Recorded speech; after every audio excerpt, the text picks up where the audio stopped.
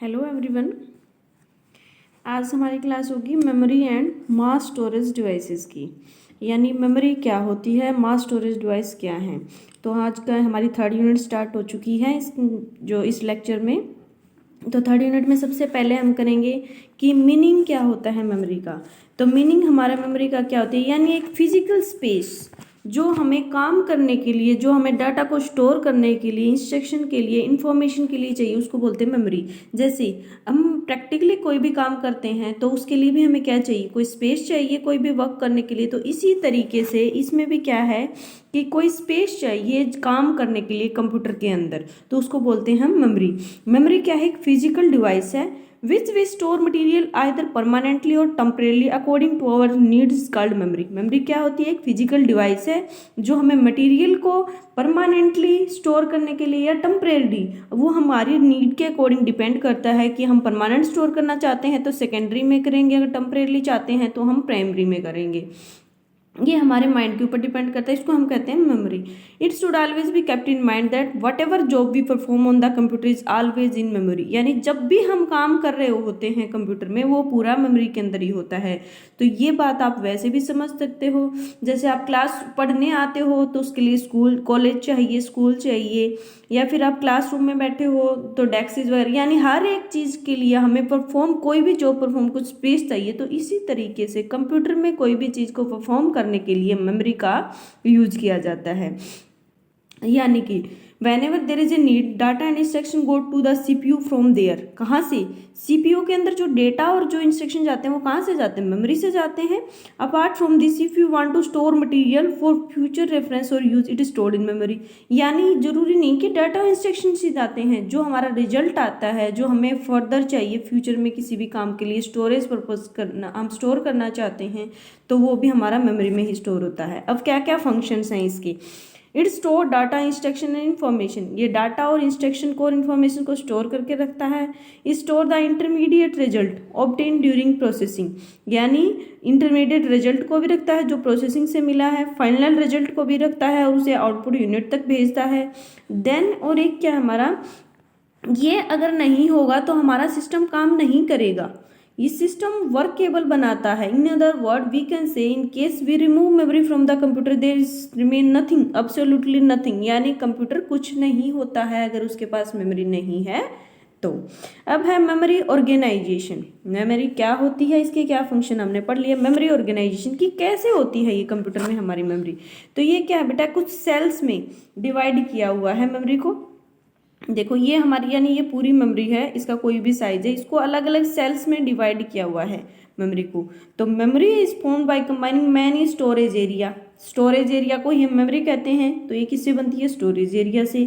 उनको क्या कहते हैं, हम सेल कहते हैं, जिसके पास क्या होता है, एक स्पेसिफिक एड्रेस होता है। सेल क्यों नाम दे दिया इसका, क्योंकि सेल का कोई भी एड्रेस होता है पर्टिकुलर सेल का। वैसे तो हम मेमोरी में कहीं डेटा रखेंगे तो, और लार्ज अमाउंट ऑफ डेटा होता है तो वो हमें मिलेगा नहीं। तो हमने पर्टिकुलर जो मेमोरी है पर्टिकुलर सेल्स में इसको डिवाइड कर दिया है, इस सेल को एड्रेस दे दिया, तो हमें जो दोबारा डेटा को एक्सेस करना होता है वो इजी हो जाता है। इसको बोलते हैं हमारा सेल में डिवाइड करना। तो देखो सेल्स में डिवाइड कर दे क्योंकि उसके हर एक सेल का यूनिक एड्रेस होता है, जो हमें रीड करने में, राइट करने में, डाटा सेल में है उसमें हेल्प करता है हमारी। Each cell has a definite number of bit stored in. यानी कि प्रत्येक सेल के अंदर यूं definite number of bit stored की, इसके अंदर 4 बिट स्टोर कर सकते हैं, 8 कर सकते हैं। प्रत्येक सेल का एक साइज होता है कि वो हम बोल सकते हैं 8 बिट का है, 16 का है, 32 बिट का है, 64 बिट का है, या इससे भी ज़्यादा 128 का, यानी कि इससे भी ज़्यादा हो सकता है।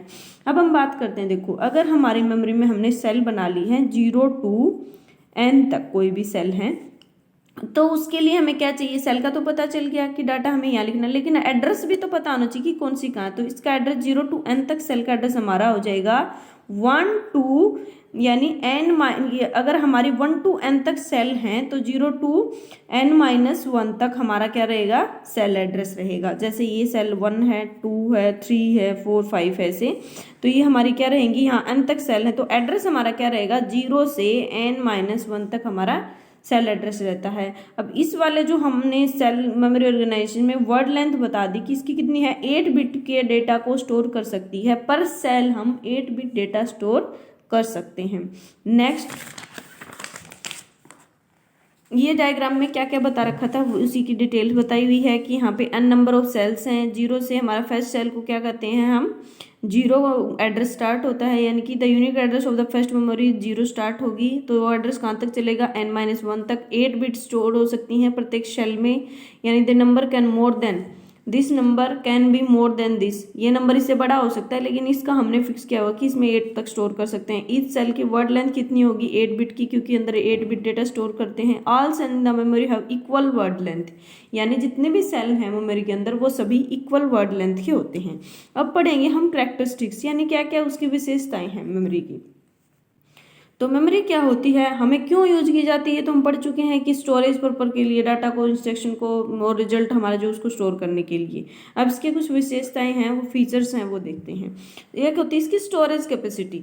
स्टोरेज कैपेसिटी यानी हमारी स्टोरेज कैपेसिटी क्या होती है, storage capacity refer to the capacity of storage device to amount of data stored by it. Storage capacity क्या होती है कि ये जो डिवाइस है वो कितना डाटा अपने अंदर स्टोर कर सकती है, इसको बोलते हैं storage capacity.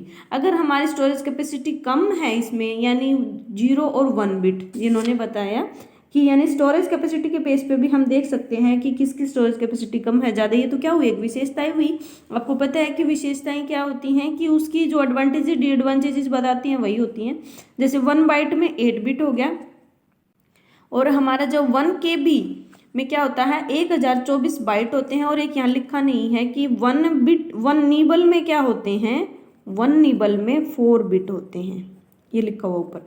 A group of 4 bit is called a 1 nibble, यूं भी लिख सकते हैं हम। Group of 8 bit is byte, then 1 kilobyte में 1024 बाइट, 1024 अगर हम लेंगे इसके बाद, देन उसके बाद है 1 MB में 1024 KB, 1 GB में 1024 MB। ये हमारी हैं साइजेस की किस साइज में कितना डेटा स्टोर किया जाता है। सेकंड हमारा है एक्सेस टाइम। तो एक्सेस टाइम क्या है कि उसके अंदर डेटा हमारा स्टोर है, उसको मतलब एक्सेस करने में कितना टाइम लगता है। Time is consumed in locating और finding out the required data in storage device, यानी डाटा को रखने में और उसको दोबारा प्राप्त करने में हमें कितना टाइम लगता है, उसको बोलते हैं एक्सेस टाइम। जिस भी मेमोरी का एक्सेस टाइम ज़्यादा होता है वो मेमोरी कम, मतलब वो उसको बेटर नहीं माना जाता, जिसका वो मेमोरी अच्छी होती है जिसका हमारा जो एक्सेस टाइम है वो कम हो। कॉस्ट पर बिट, यानी डाटा को स्टोर करने में कितनी कॉस्ट लगती है। जैसे 8 बिट की सेल है तो इसमें कितनी कॉस्ट लगेगी, अगर हमारी बिट की सेल को मतलब स्टोरेज बढ़ा दी जाती है तो उसमें कितनी।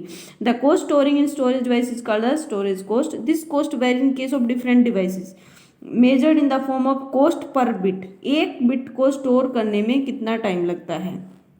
नेक्स्ट है नॉन वोलेटिलिटी। नॉन वोलेटिलिटी यानी non volatile in nature. Non volatile क्या होता है कि इसमें हम डेटा को परमानेंटली स्टोर करके रख सकते हैं, इसमें डेटा को इरेज नहीं करना चाहते, उसको बोलते हैं non volatile. Non volatile refer to the fact of data remaining stored in storage device when the computer is not being operated, यानी जब कंप्यूटर ऑन नहीं है तब भी वो हमारा डेटा उसमें स्टोर रहे, इसको हम बोलते हैं नॉन वोलेटाइल। जैसे ही कंप्यूटर ऑफ होता है और जो हमारा डेटा था वो चला जाता है उससे, उसको बोलते हैं volatile temporary storage. Non volatile को हम बोलते हैं परमानेंट स्टोरेज। नेक्स्ट हमारा है power consumption.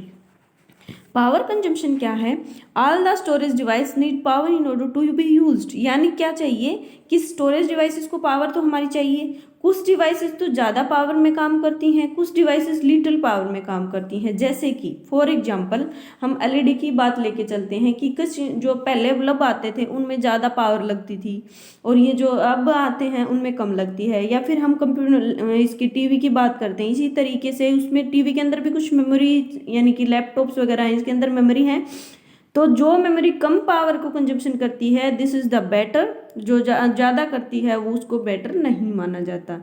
Access method. Access method refer to the method which employed, यानी एक्सेस मेथड क्या है, इन ऑर्डर टू लोकेट और फाइंड आउट। वो एक्सेस टाइम था, ये एक्सेस मेथड है। टाइम क्या लगे, कम लगना चाहिए, लेकिन किसी तो मेथड से हम उसको एक्सेस करेंगे तभी तो टाइम का हमें पता चलेगा। तो एक होता है सीक्वेंशियल एक्सेस मेथड, दूसरा डायरेक्ट एक्सेस मेथड। सीक्वेंशियल में क्या होता है कि हमारा सीक्वेंस में डाटा को, जैसे हमारे पास डेटा है 1 to 10 तक, तो ये सीक्वेंस में चलेगा कि जो हमें डेटा चाहिए पहले फर्स्ट एड्रेस पे, सेकंड पे, ऐसे देन वो अगर डेटा है तो सबको चेक करता हुआ चलेगा, तो देन इसमें टाइम हमारा ज़्यादा लगता है। डायरेक्ट एक्सेस में क्या होता है, डायरेक्टली उसी एड्रेस को वो फाइंड आउट करता है जिस पे उसे वर्क करना है, तो ये हमारा टाइम कम लगता है इसमें। ये होगी हमारी कैरेक्टरिस्टिक्स। नेक्स्ट टॉपिक है हमारा मेमोरी हिरार्की। इसी में करेंगे हम मेमोरी हिरार्की, यानी हिरार्की क्या होती है, कुछ क्या है मेमोरी हिरार्की, यानी कि मेमोरी के अलग अलग कुछ स्टोरेज कैपेसिटी है, एक्सेस टाइम है, कॉस्ट पर बिट, यानी कि जो भी इसकी कुछ प्रॉपर्टीज हैं उनके बेसिस पे डिफरेंस किया गया है मेमोरी को, उसको बोलते हैं memory hierarchy. Then we will see in the diagram. देखो ये हमारी है मेमोरी, ये हमारी क्या है, कुछ मेमोरीज हैं, इनको किसी पैरामीटर्स के ऊपर यानी बेसिस पे क्या कर दिया, डिफ्रेंशिएट कर दिया, तो उसको हम हिरार्की बोल रहे हैं। जैसे internal processing, cache memory, primary memory, secondary memory. अब इनको देखो किस वे से डिफ्रेंशिएट किया है, तो यहाँ पे एरोज लाइनें हैं कि जैसे जैसे ये मेमोरी है लो टू हाई स्टोरेज कैपेसिटी, यानी जैसे जैसे हम नीचे की तरफ आते रहेंगे तो इनकी स्टोरेज कैपेसिटी है वो बढ़ती जाती है, यानी कि इंटरनल प्रोसेसिंग जो मेमोरी है उसकी स्टोरेज कैपेसिटी कम होती है एज कम्पेयर टू कैसे, कैसे की कम होती है as compare to primary, primary की कम होती है एज कम्पेयर टू सेकेंडरी, यानी सेकेंडरी की जो स्टोरेज कैपेसिटी है वो इन सबसे ज़्यादा होती है। नेक्स्ट पॉइंट क्या लिया इन्होंने, high to low storage capacity, storage cost, यानी स्टोरेज कॉस्ट क्या होती हैं, ज़्यादा होती हैं। इसकी क्यों होती हैं, अब देखो इसकी, वैसे तो हम यहाँ पे क्वेश्चन अराइज होता है कि ये स्टोरेज कैपेसिटी तो इसकी कम है और कॉस्ट ज़्यादा है, ये क्यों है, तो ये है इसलिए क्योंकि ये प्रोसेसिंग के अंदर यूज की जाती है, तो ये हमारी जो सीपीयू की जो स्पीड होती है उसके अकॉर्डिंग, यानी ये फास्ट मेमोरीज हैं, ये जो है वो स्लो है, ये हमारी स्टोरेज पर्पज के लिए यूज की जाती है, इनमें प्रोसेसिंग नहीं होती है, तो जैसे जैसे हम नीचे आएंगे तो कॉस्ट इसकी लो होती चली जाती है।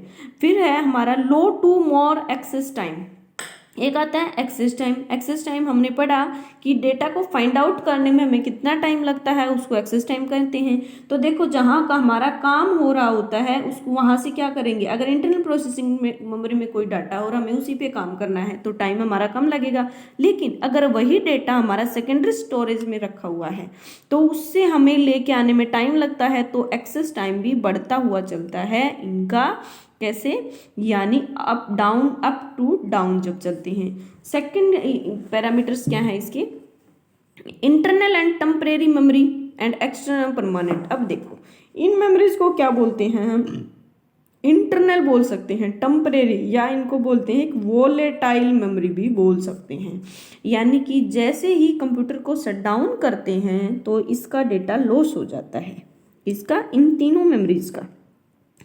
और जो सेकेंडरी मेमोरी है इसको एक्सटर्नल बोलते हैं, यानी कि ये सीपीयू में हम बाहर से भी इसको यूज कर सकते हैं, जैसे एक्सटर्नल हार्ड डिस्क आपने सुना होगा, तो उसको बोलते हैं एक्सटर्नल मेमोरी। और परमानेंट, यानी इसका जो डेटा है जैसे ही अगर हमारा कंप्यूटर क्या है ऑफ भी हो जाता है तो इसका डेटा हमारा परमानेंट स्टोर रहता है। ये हमारी है मेमोरी हिरार्की। ये इन्होंने अब डेफिनेशंस वगैरह दी हुई हैं, तो जो मैंने आपको बताया है या फिर थ्योरी यहाँ से पढ़ लेना। It refer to the memory which temporarily store the data and instruction to send them quickly to CPU, यानी ये क्या होती है, टेम्परली डाटा को स्टोर करके रख सकती है इंस्ट्रक्शन को, ताकि CPU में प्रोसेसिंग होती है वहाँ पे डाटा हमारा भेज सके। यानी कैरेक्टरिस्टिक्स क्या क्या हैं, ये CPU के बिल्कुल नज़दीक होती है, ये it is the part of CPU itself, हम यूँ भी कह सकते हैं कि ये CPU का ही एक पार्ट है। Next, it makes matter quickly available in CPU, यानी ये सीपीयू जो प्रोसेसिंग करता है उसके लिए डाटा को या मैटर को अवेलेबल करके रखती है। Storage cost happen to be maximum, storage cost तो ज़्यादा होती है क्योंकि ये रेडी होती है हमेशा किसके लिए, सीपीयू में प्रोसेसिंग के लिए। Store the matter only temporary, लेकिन ये मैटर को रखती टेम्परेरली है, जैसे ही हम शट डाउन कर देते हैं कंप्यूटर को, नेक्स्ट टाइम ऑन करेंगे तो वो डेटा हमें वहाँ नहीं मिलता है। Next, it execute the job sending by the produced output CPU back in the primary memory, यानी जैसे ही जॉब को एग्जीक्यूट करती है और उसे रिजल्ट को स्टोर करना होता है तो दोबारा प्राइमरी मेमोरी में भी स्टोर करती है। इंटरनल और टेम्परेरी मेमोरी में it happen to be internal, ये इंटरनल और टेम्परेरी मेमोरी होती है। नेक्स्ट कैसे कैसे मेमोरी क्या होती है, इसकी एक फीचर मेन है कि हमारी इंटरनल प्रोसेस मेमोरी इतनी छोटी होती है, इसमें पूरा डेटा नहीं आ पाता है। तो नेक्स्ट टाइम अगर हमें डेटा लेना हो किससे, दूसरी मेमोरी से, सेकेंडरी में अगर स्टोर है या प्राइमरी में, तो उसमें टाइम लगता था और वो टाइम थोड़ा ज़्यादा था क्योंकि सीपीयू की जो स्पीड है वो क्या है, फास्ट होती है, और वो प्रोसेसिंग अगर फास्ट करेगा और उसे डाटा लाने में टाइम लगेगा तो वो स्पीड मिसमैच हो जाती है, यानी जो डाटा उसके पास नहीं पहुंच पाता वो अपनी प्रोसेसिंग के लिए रेडी होता है तो उसे वेट करना पड़ता है। तो उसको वेट ना करना पड़े, हमारा काम जल्दी हो, इस वे से, क्योंकि जो इंटरनल अगर कैसे मेमोरी को देखो इस हायरार्की में से हटा देंगे तो इसे डेटा कहाँ से लेना पड़ेगा, प्राइमरी मेमोरी से, तो टाइम लग गया और सीपीयू हमारा वेट कर रहा है उस टाइम पे इंटरनल प्रोसेसिंग मेमोरी में। इसीलिए इसकी स्पीड को मिसमैच को हटाने के लिए, ताकि हमारा डेटा इजीली अवेलेबल हो सके, तो हमने क्या यूज किया गया है, कैशे मेमोरी को। इसकी स्पीड जो है वो अच्छी होती है as compare to the primary memory, ताकि डाटा अवेलेबल करा सके सीपीयू को फॉर प्रोसेसिंग के लिए। तो it refer to the memory which rectify the problem of mismatching data transferring speed of the primary memory and processing speed of CPU. यही बात हमने पढ़ी है अभी कि जो प्राइमरी मेमोरी की स्पीड है उसको स्पीड कम होती है सीपीयू की स्पीड से, उसकी स्पीड को मिसमैच को हटाने के लिए हमने कैसे को यूज कर दिया इनके बीच में, क्योंकि कैसे की स्पीड हाई होती है वो डाटा अवेलेबल कराने में। अब कैरेक्टरिस्टिक्स, ये मिसमैच की प्रॉब्लम को रिमूव करता है, ग्रेट स्पीड से काम करता है, डाटा अगर स्पीड ज़्यादा है तो डाटा ट्रांसफरिंग जो स्पीड है वो भी सीपीयू के इक्वल ही होती है, कॉस्टलियर होता है प्राइमरी मेमोरी से एंड सेकेंडरी से। क्यों होता है, क्योंकि इसकी स्पीड जो है वो सीपीयू की स्पीड के इक्वल ही होती है, तो इंटरनल प्रोसेसिंग जो मेमोरी उसकी कॉस्ट ज़्यादा होती है, इसी तरह से कैशे मेमोरी की स्पीड भी ज़्यादा होती है, कॉस्ट ज़्यादा होती है। It happen to be internal temporary, ये भी हमारी टेम्परेरी है। नेक्स्ट है प्राइमरी मेमोरी। प्राइमरी मेमोरी क्या होती है, यानी ये भी हमारा टेम्परेरी डाटा को ही क्या करती है, सीपीयू को अलाउ करती है कि वो इसमें प्रोसेसिंग कर सकता है, इसमें जो डेटा है। memory which receive and data the instruction, send them to CPU for processing, after processing keep the produced output temporarily, यानी जैसे ही प्रोसेसिंग हो जाती है तो वो आउटपुट रखती है टेम्परेरी। प्राइमरी और ये कैसे जो हैं, ये दोनों, ये जो इंटरनल और प्रोसेसिंग जो मेमोरी हैं ये क्या करती हैं, प्राइमरी के पास ये रिजल्ट को भेज सकती है क्योंकि इनके पास इतना स्पेस नहीं होता है। जैसे हम आजकल फ़ोन की बात करते हैं तो सुना होगा आपने, जिसकी रैम ज़्यादा होती है वो हैंग नहीं होता, इसी तरह के प्रोसेस हैं। तो मेमोरी भी सेम वे से काम करती है, जिसकी रैम ज़्यादा होती है यानी प्राइमरी मेमोरी ज़्यादा होती है तो वो हमारा जो कंप्यूटर है वो इजीली वर्क करते हैं। कैरेक्टरिस्टिक्स पढ़ते हैं, ये क्या होता है, it is the पीओट of all memories. पीओट यानी कि जो इसको हम यूँ बोल सकते हैं, ये इसमें एक बैकबोन की तरह ही काम करता है क्योंकि सेकेंडरी मेमोरी के साथ भी अटैच होता है, रिजल्ट भी रखता है। सेकेंडरी मेमोरी में डाटा कहाँ से जाता है, प्राइमरी में ही जाता है, कैसे, और जो इंटरनल प्रोसेसिंग है वो भी इसी से डेटा लेते हैं। It send the input to CPU को इनपुट भेजता है, टेम्परेली स्टोर प्रोड्यूस आउटपुट भी, स्पीड फास्टर होती है सेकेंडरी से। Moment of computer shutdown data is disappear, यानी टेम्परेरी है ये भी हमारी। अगर इस बात को हम पढ़ते हैं तो नेक्स्ट पॉइंट हमारा क्लियर हो जाता है। नेक्स्ट हमारा है सेकेंडरी मेमोरी। सेकेंडरी मेमोरी क्या होती है, परमानेंट मेमोरी होती है। ये जो मेमोरी है वो डाटा, इंस्ट्रक्शन या इंफॉर्मेशन को परमानेंटली अपने अंदर स्टोर करके रखती है। In future we want to access this data then we will see in the secondary memory में। तो ये मेमोरी हमारी कितने टाइप की होती है, magnetic disk, optical disk, magnetic tape. इनको हम आगे पढ़ेंगे नेक्स्ट लेक्चर में। इसके फंक्शन कैरेक्टरिस्टिक्स क्या है, स्टोरेज कैपेसिटी होती है वो दूसरी मेमोरी से ज़्यादा होती है, परमानेंट होती है, एक्सेस टाइम जो है वो ज़्यादा लगता है इंटरनल मेमोरी से क्योंकि सीपीयू जो है वो डेटा कहाँ से उठाएगा, सेकेंडरी से, तो उसके कुछ स्पेसिस पे होती हैं, इसीलिए एक्सेस टाइम ज़्यादा लगता है। Okay, thank you.